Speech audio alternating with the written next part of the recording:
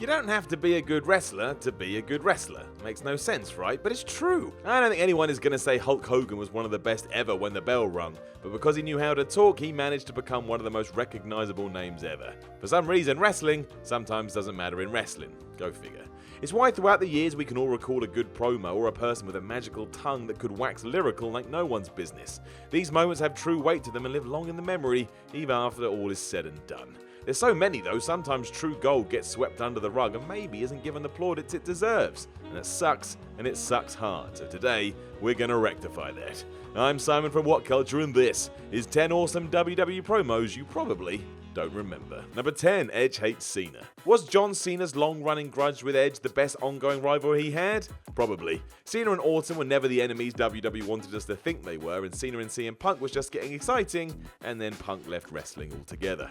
The Rated R superstar first got on Cena's hit list when he cashed in the very first Money in the Bank briefcase on the man, and that can be seen at New Year's Revolution 2006. Ever since then, their feud was always a little bit real. Edge was always so good at displaying hate and rage, it seemed as if he genuinely loathed Cena. The amazing promo on a SmackDown in April 2009 is a perfect showcase of all of that. It would end up being the final time Edge and Cena would have words together and came in the same week that Cena had pinned the Big Show to win Edge's World Heavyweight Championship in a triple threat match at WrestleMania 25. And all of it was building to a rematch at Backlash. Edge pinned Cena there in a last man standing bout to regain the title after the Big Show interfered, and after that, the pair tangled less and less. 2 years later, Edge was forced to medically retire. Number 9, The Undertaker owns The Rock. The Undertaker isn't exactly well known for his promo ability. If you've seen one, you've seen them all, because he speaks in that weird deep voice and then tells someone to go have a rest for a while. It's not that bad and has served him well, but it never really lit up an arena.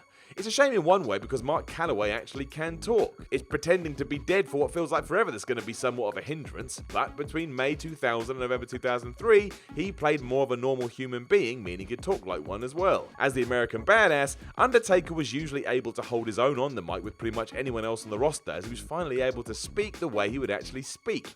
In a promo on the 18th of September 2000 episode of Raw, he went face to face with The Rock of all people after the Great One called him out, and to be fair, Taker teared him a new one. And who can say that over now Hollywood superstar Dwayne Johnson? Number 8, Shawn Michaels trolls Canada. On the August 15th, 2005 episode of Raw, Shawn Michaels basically trolled an entire country.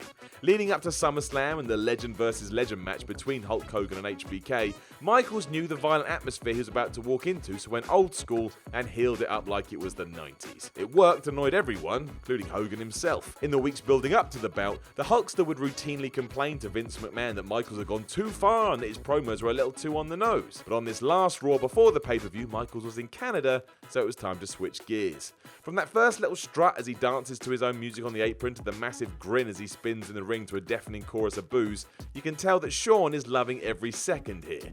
What follows is a masterclass in crowd psychology as Michael gleefully plays with the one crowd on earth that hates his guts, including a Bret Hart tease that ruined everyone. This is how to be a bad guy. Number 7, RYBACK and Curtis Axel. The now forgotten team of RYBACK and Curtis Axel were far better than they should have been, and given where they ended up, WWE should have probably continued on with this a lot longer. In the absence of anything concrete from creative, these two men became RYBAXel and actually managed to get away with murder.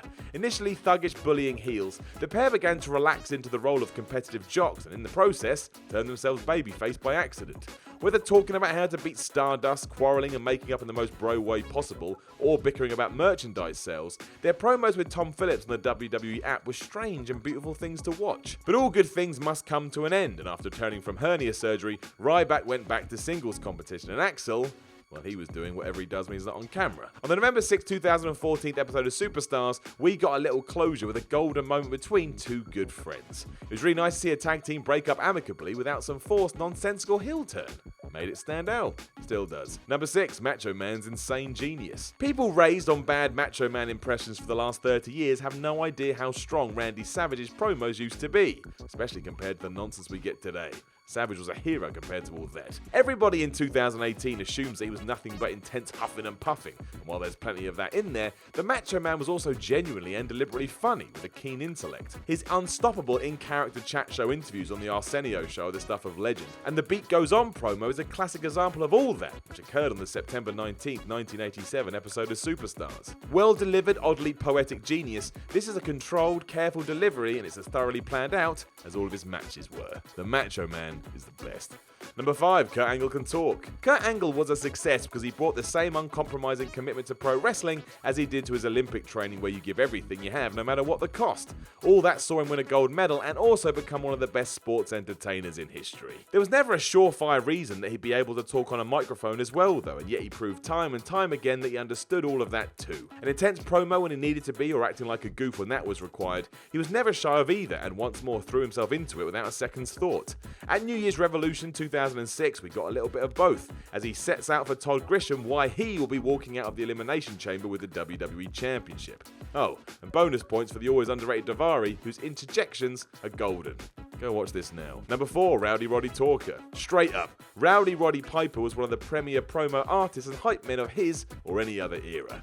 Like the Macho Man, Piper had a reputation for unhinged interviews. The Savage's Macho Madness was a cartoon caricature, whereas Piper came across as some sort of genuine psycho who would knock your teeth in even if as much you looked at him in the wrong way. Nowhere is that more evident than in his October 26, 1991 Superstars promo that was designed to promote his feud with the Nature Boy Ric Flair and their upcoming match at Madison Square Garden. Speaking directly to camera from a seated position, Piper talks almost conversationally to Flair as though they were at the same table. It's the classic casual intimidation tactic that sparked off 100,000 bar fights, but it's a masterclass in menace as Piper sarcastically tears strips off Flair's claim to being the real world champion, having brought the WCW's top title to the WWF with him. There's barely any acting involved as Piper seems as real and legit as possible. Number 3, Dean Ambrose means business. Dean Ambrose is a bit method when it comes to his promos. He treats them like opportunities to get across his character as well as the bullet points he's been given. But then there's this amazing dark promo he cut for the live crowd in WWE.com immediately after losing to Seth Rollins for the WWE World Heavyweight Championship in the main event of Money in the Bank 2015. Out of breath and selling the fight he'd just been in, Ambrose cuts his version of Dusty Rhodes' Hard Times promo, explaining the reason why he'd stolen Rollins' title belts weeks earlier in the simplest terms possible. Because he earned it, and he damn well deserved it. It's a passionate, intense and completely relatable babyface promo, straight from his lips to the hearts of everyone watching, as Ambrose eloquently and angrily states his case for being the next champ. In a lovely wrap-up to all this as well, true to his promise a year later at Money in the Bank 2016, Ambrose would win the company's top title from Seth Rollins. Boom! Right there. Number 2, CM Punk's sermon. While the pipe bomb promo will be talked about forever, we really should remember that from November 2009 to August 2010, Punk had the most heat of any heel in the company. Co-opting the language of a religious cult, he had old ladies screaming abuse at him at house shows and whole crowds vying for his blood. Everyone else just saw a man at the top of his game. At the Royal Rumble 2010, Punk was allowed the first segment of the match to cut loose and get his new vibe over.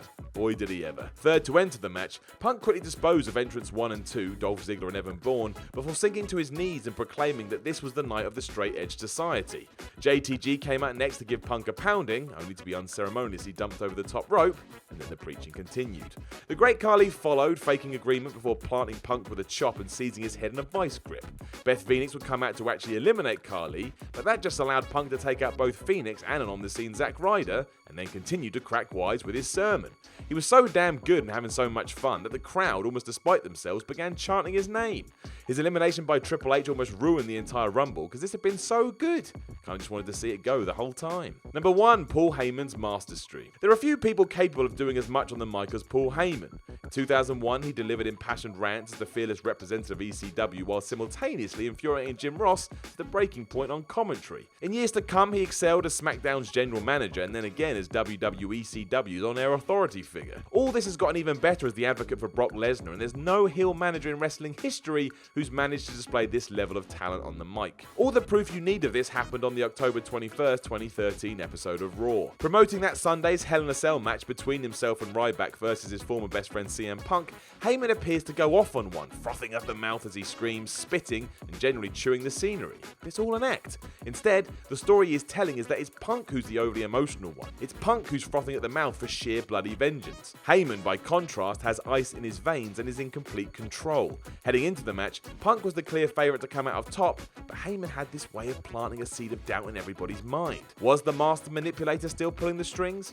Would the former Paulie dangerously have the last laugh after all? You would of course have to tune in on Sunday to find out. It's next level hype by a master of the game. Hey guys, thanks for making it to the end of the video. Aren't you a star? Don't forget to subscribe below, and also the people who made this video, they're right here, so go and follow them and give them some love. If you want to see more content, there's probably some stuff flowing up above my head. Why not check it out? It could be fun. I'm not your dad.